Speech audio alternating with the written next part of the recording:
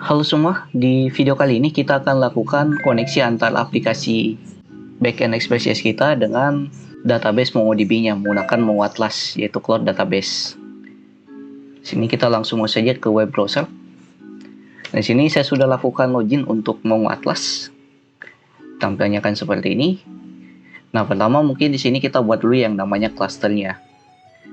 Kita buat di sini di new project.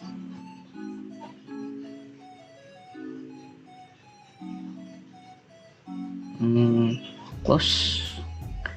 Nah, kemudian nama projectnya apa? Di sini kita sebut saja nama projectnya volume app. Oke, opsional. Nah, ini untuk tagnya itu opsional, bisa diisi bisa tidak. Kita next saja dulu. Kemudian create project. Kita sebagai project owner-nya.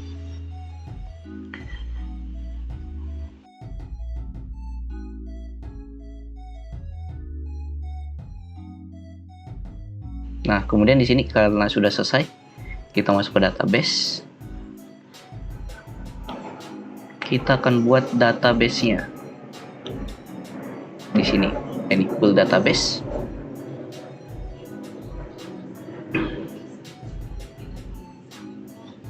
Kita coba build database-nya pakai yang free saja dulu. Free AWS, kita cari yang lebih dekat dengan lokasi kita di Singapura. Ini cluster kosong, tag oke. Kemudian kita create, buat database-nya. Nah, di sini ada gacanya.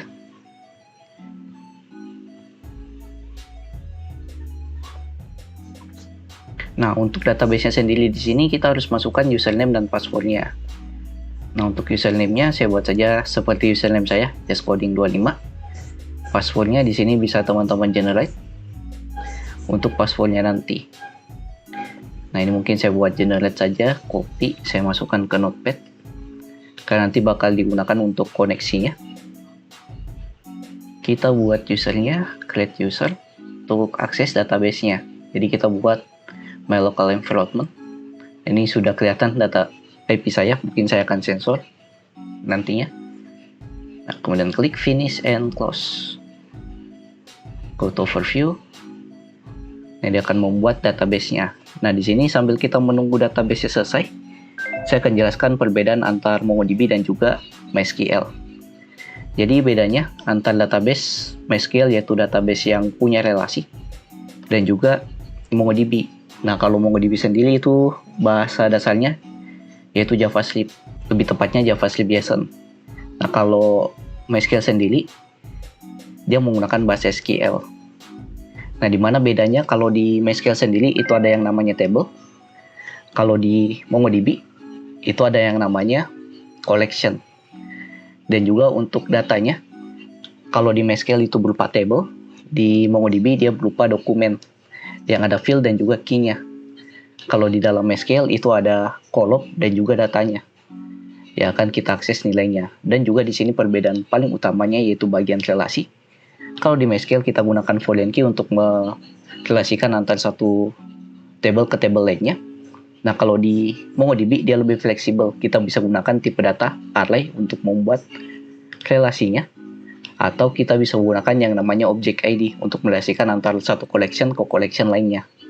Nah, mungkin itu sedikit perbedaan antar MySQL dan juga MongoDB. Ini sebelum kita masuk ke koneksinya, yang di overview, kita masuk dulu ke network access-nya. Nah, untuk network access-nya, mungkin di sini saya akan edit network access-nya ke allow access from anywhere. Jadi kita tak perlu kasih masuk IP address-nya. Kayak gini. Nah, ini untuk IP apa saja yang bisa mengakses database kita. Kita bisa olah seperti ini. Ini kita tunggu dulu statusnya sampai sukses. Sambil kita tunggu, kita masuk ke overview untuk lakukan koneksi database-nya. Ini connect driver. Nah, di sini karena kita gunakan Node.js, kita klik Node.js. Nah, ini untuk koneksinya. Di sini dia menggunakan yang namanya install MongoDB, tapi di sini mungkin supaya lebih mempermudah kita nantinya untuk membuat table model dan lain-lainnya, kita akan gunakan yang namanya Mongoose. Dan di sini kita bisa copy untuk koneksinya yang ada di sini, yaitu untuk koneksi database-nya. Kita masuk dulu, kita copy di Notepad. Nah, untuk bagian passwordnya yang ada di sini, kita isi dengan password kita yang tadi kita sudah copy. Sini, kita paste ke sini.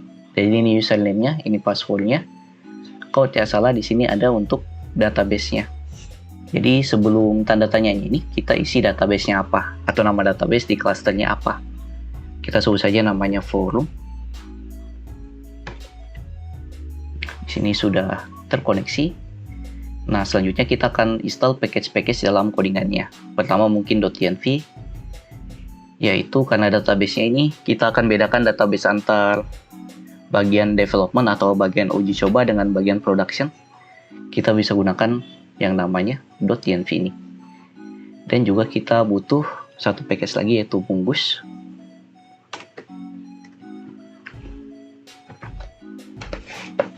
Jadi ODM ini hampir mirip kayak sistem ORM di dalam Squaless. Ini kita read dokumentasi. Nah, untuk cara koneksinya kita bisa baca di bagian connection yang ini. Nah, di sini untuk koneksinya const connection mau go create connection, kita buat koneksinya menggunakan async await atau untuk mengatasi asinkronusnya. Kita langsung coba eksekusi saja langsung di codingannya. Kita install .env dengan Mongoose-nya. Kita masuk ke text editor. Kita buka terminal. Kita install package yang kita butuhkan, npm install Mongoose sama .environment. Enter.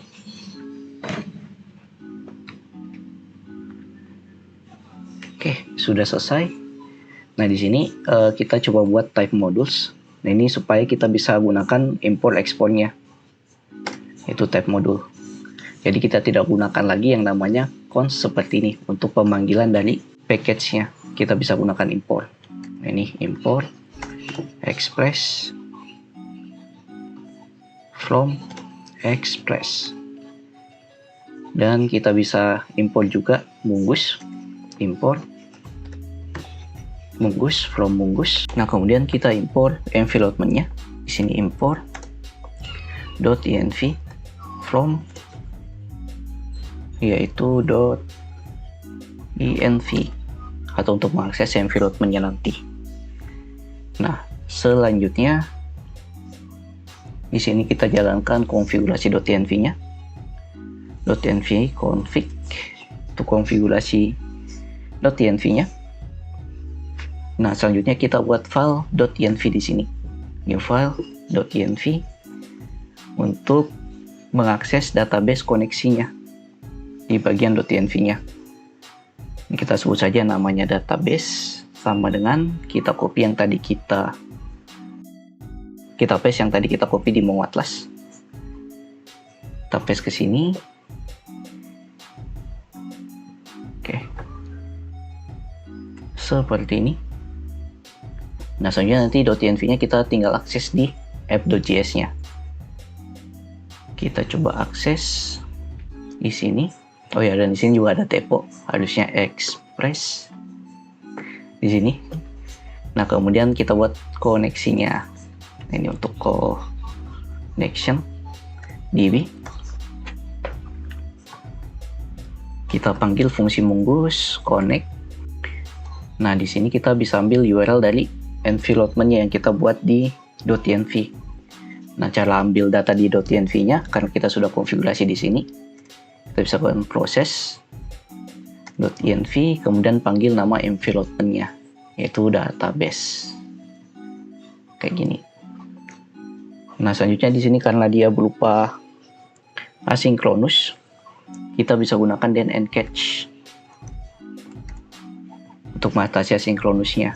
Nah, sebenarnya bisa juga gunakan cara lain seperti async await. Nah, ini saya gunakan promise. panah. Di sini kalau dia berhasil terkoneksi, kita bisa tampilkan di sini console.log database connect kayak gini, atau kita bisa masukkan dulu database koneksinya setelah portnya jalan. Nah kayak gini ya. Oke, kita coba cek apakah koneksinya berhasil atau tidak. Kita masuk lagi ke terminal, npm run dev. Nah, aplikasinya jalan dan database-nya connect di sini. Nah, berarti kita di sini sudah berhasil melakukan koneksi antar Mongo Atlasnya dengan aplikasi backend Express.js kita. Di video berikutnya kita akan coba lakukan koneksinya lagi, tapi koneksinya akan berbeda. Kita gunakan koneksinya dari Express.js ke Vue.js-nya, yaitu kita ambil endpoint dari Express.js-nya atau bagian backend-nya supaya bisa tampil di front end-nya, yaitu di Vue.js. Jadi like video kalau kalian suka, dislike saja kalau tidak, share ke teman-teman kalian jika video yang dapat membantu teman-teman kalian juga. See you next video, have a nice day, and bye.